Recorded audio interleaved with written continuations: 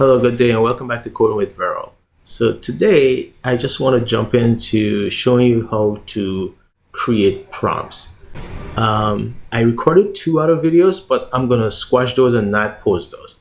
Part of the reason is because it started delving more into how Misty works and models work and that sort of thing. And I just feel like, it's dragging it out too long, and you're probably just anxious to see how to use this thing. So let's just do that. So this video is about giving you tips and tricks for creating good prompts so that you can get good results from your model. And so without further ado, let's jump right in. So here I am in Misty, and before I go any further, let's just get on the same page by what I mean by a prompt. A prompt is whatever you type here in this input box that you send to the model. Now, you can send different prompts to the model, but sometimes you want it to help you with, let's say, a coding task, or to help you write a document or clean up a document. And you want to be able to give it clear instructions on how to go about doing that task so that you get better results. And so what people found is that the models tend to give better results if you do certain things. There are a number of things you can do, so I'm gonna say certain things for now, and then I'll show you what some of those certain things are. And so those are the tips and tricks that you wanna employ when you create your prompt. One of the first places I'm gonna start is with a document that Google produced last year that people employ to create good prompts. So let's take a look at the Google document. You go to a web browser and you go to Google and you search for Google prompt engineering or something like that. And the first 2 results you're gonna get is this one called Prompt Engineering for AI Guide, and then this other quick start handbook for effective prompts. This one is the PDF that I'm looking at here. And so it talks about writing effective prompts and so on. And even though it's from Google, remember, this is about AI models. So all AI models pretty much work the same way when it comes to employing these tricks. Right here, telling you that the 4 main areas to consider when writing an effective prompt are persona, which is essentially the identity or what you want the model to behave as. What people found is that you can say to a model, please write me a Go program to do X, Y, and Z, and it would do that.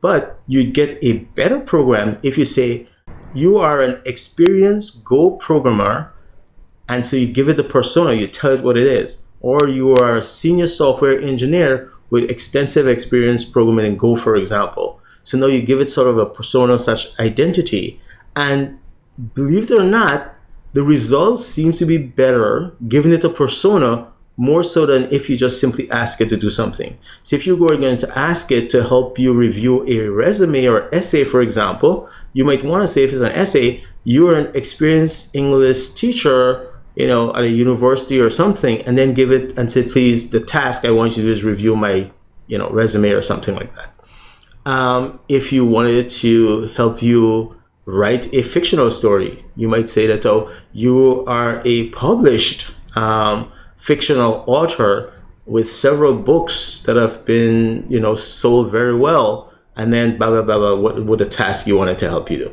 And you tend to get better results. So the first thing is persona. The second thing is the task. So if you look at this example, you can see you are a program manager in, let's say, whatever industry. So that's the identity or persona you want the model to take on. Then you can give it the task, draft an executive summary email. That's the task you want it to do.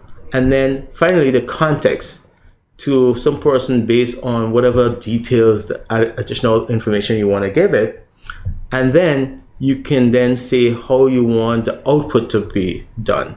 Now, I'm going to share with you a basic template that I use that sort of follow this format. Now, you can modify this, and you're going to see from the example that I'm going to show you later on, you can tweak it. But generally, if you include these sort of ideas or these sort of features in your prompt, you'll be getting much better result than if you don't include it. So persona, task, context, and format. And then it goes on to sort of explain in detail, and it tells you things like how, use natural language, be specific and iterate. So just if you prompt the model for something and it doesn't quite get it where you want, then go back and keep asking it, right? And so this is where it says make it a conversation. So, continuously just talk to the model. Think of the model like your own personal expert. I've mentioned this already. And if you see the model as your own personal expert, then it's okay to sort of go back and forth and say, oh, that wasn't quite right. That's not what I'm looking for, and so on and so on. Make it a conversation. Be concise and avoid complexity. State your request in brief but specific language. Avoid jargon.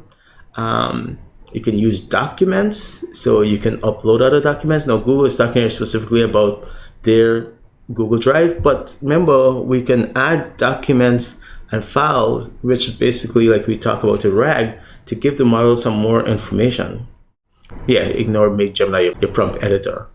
And so they have a number of examples for different things. So I am not going to go through all of these, but definitely take a look at these examples and try to see how you can employ them when you create your own prompts. Okay, so that's one. Other prompt guide from Google is this one that they put out maybe a couple of weeks ago. And if you click on this, it takes you here and it says prompt engineering, overview and guides. And again, this is one is fairly recent. And if you scroll down, again, a lot of things are going to be a rehash from the previous one from last year. But, in a few months' time, people have learned a whole lot. You don't have to worry about zero shot.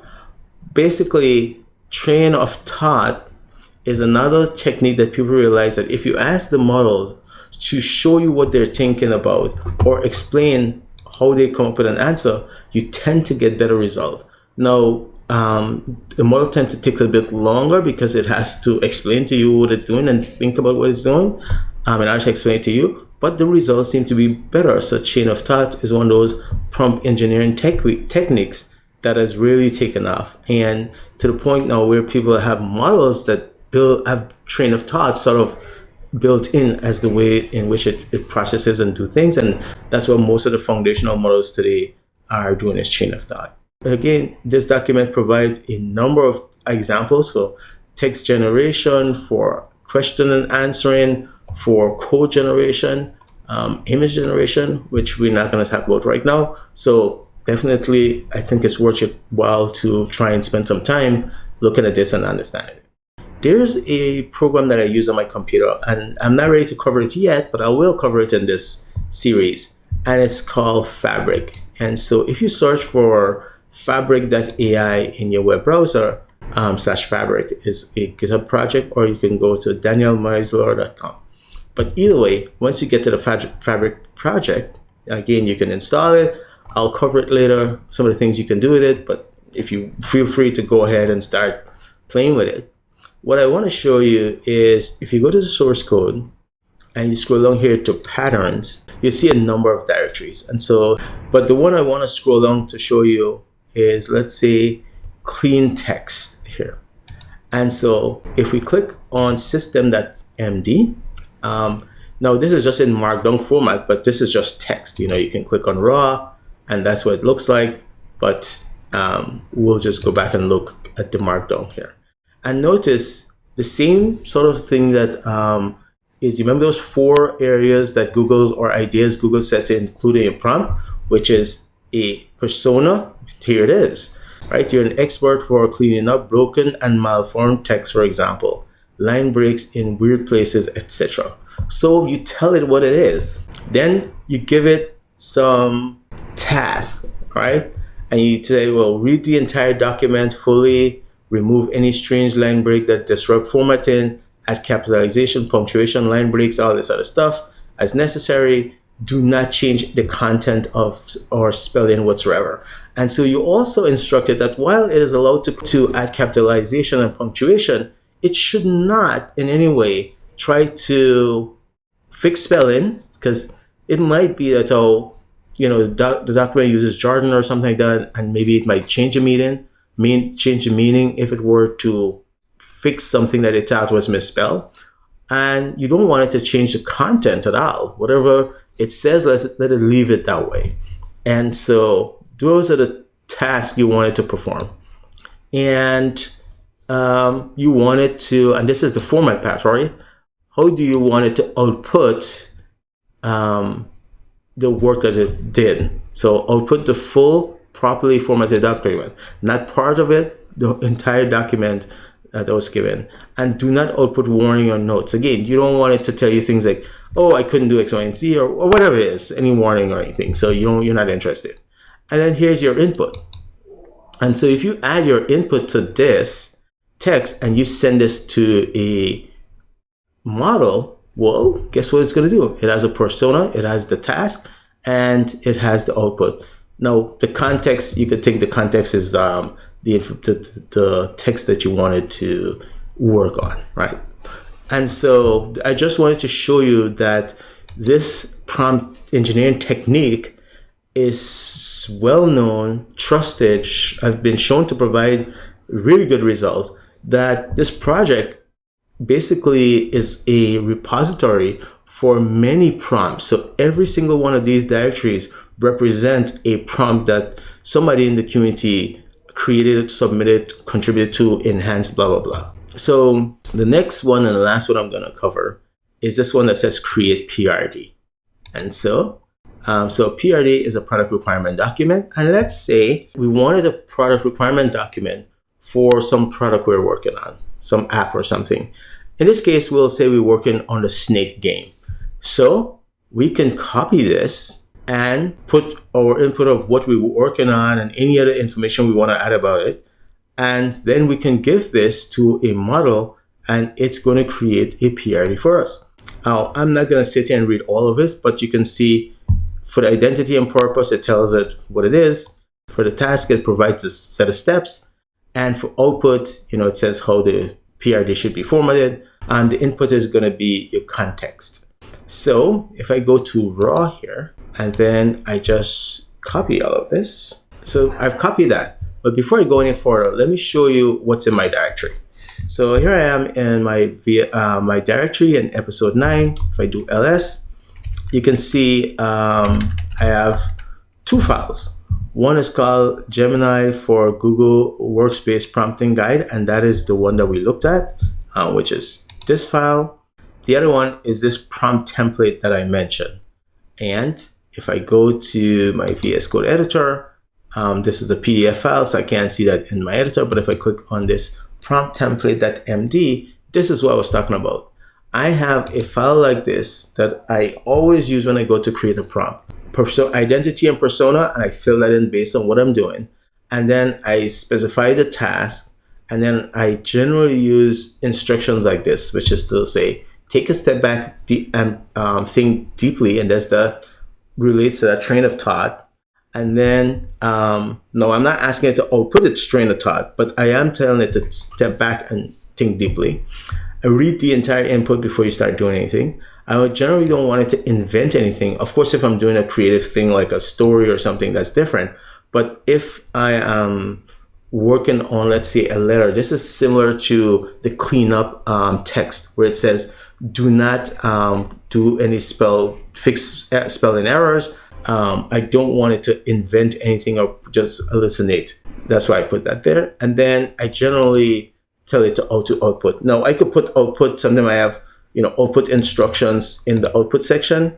But that depends on what I'm doing. Now this is the LLM is not going to get confused. Notice I have tasks and instructions versus steps and whatever. It doesn't really matter. Like the LLM understands and what you mean regardless of whether you say step or task or whatever. And then in input is where I put what is it that I want the model to do. Now, sometimes you might have an example of what the input what it looks like or it should use, or example of what the output should use. Then you could put that there, and then you can say in the instructions, well, hey, the output should be like what is shown in the example section, or the input is like what is shown in the example. Like, again, you get the idea. And so anyway, this is my basic template that I just use pretty much every day. So you're free to take it. I'm going to check it into GitHub, or you can copy it from the screen. But notice it's very similar to the patterns in Fabric, and it's very similar to the format that Google specified. So there's no big secret here.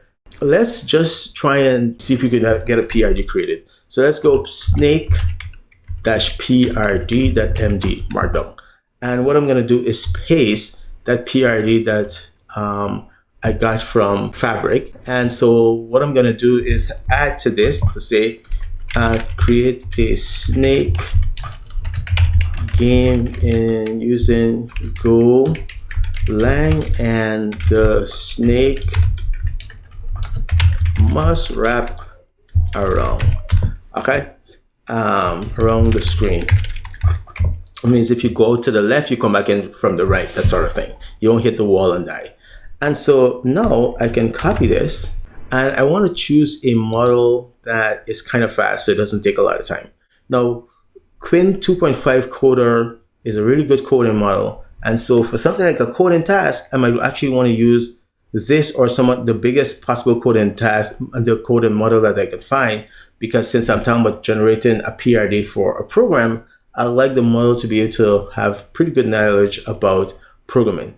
So, but I want this to go kind of fast, so I'm going to stick with Mistral Nemo. Nemo can also code, but again, it's not a fine-tuned for coding. While we're waiting for that to complete, let's just review quickly. Prompt engineering is just the set of techniques that are used to solicit really good results from a model. The 4 things you essentially want to think about is to give the model persona, give it the task that it needs to perform, give it the context for performing that task, and optionally specifying how the output should look like. And there you have it. That's pretty much it for prompting. You can reuse this idea multiple times and in different places, and you'll get really, really good results, regardless of whether it's to review something, generate something. If you're not yet convinced that how this works, then go to that Fabric website, click on patterns, and then look at all the different patterns they have there. And like I said, the community contributed this because the community knows that it works, and there are people who used it and they go, oh, this would be a nice prompt to share with others because it works so well for me. And as you can see, it's right in the PRD. Now, if I let it run, it's going to write, a very decent PRD. And if I'm happy with it, I can take it and give it to another model that acts like a software architect to implement. And so that model now would in turn, spin up other models that act as coders to write the code and testers and all this other stuff. But you could see hopefully the power of something like this. I'm going to stop this here. It's going to keep going for a little bit. I hope you learned something. I did not harass you about becoming a subscriber before going through the video. Now we're in. I'm asking for your support. If you like what I'm doing here, you enjoy it, please hit the subscribe button. So I appreciate it. And other than that, take care, stay safe, bye.